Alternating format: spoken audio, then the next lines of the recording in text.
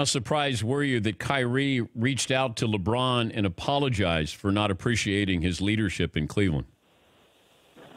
Actually, I was not surprised, and it really just reminds me of a lot of things that happen in sports. Like, cliches take place, and I'm here to dispel a couple of them. Like, the coach doesn't necessarily dictate who the leader is. The best player isn't necessarily the leader. The most accomplished or a veteran doesn't necessarily make you the leader. Talking to the public about you being the leader doesn't make you the leader. Talking to the public about you calling LeBron about not appreciating his leadership doesn't make you the leader.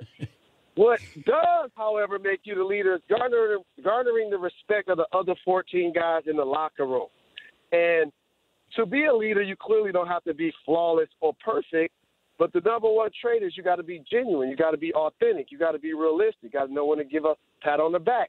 You got to know when to give a kick in the butt. You got to know when not to say anything. So for him, he actually really benefited from getting traded to a team that has arguably one of the greatest franchises in the Celtics, one of the greatest GMs in Ainge, and one of the best coaches in Brad, one of the best young cores, and they have a lot of assets.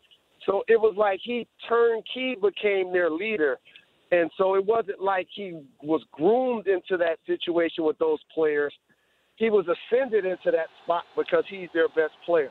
So now I think he will figure out, in order to make this work, if you're the best player, then lead us then. Make us better. We don't need 5 to 8 assists. We need what they got last night, 18 assists. And then all of a sudden you become that leader that allows the Celtics to live up to their potential.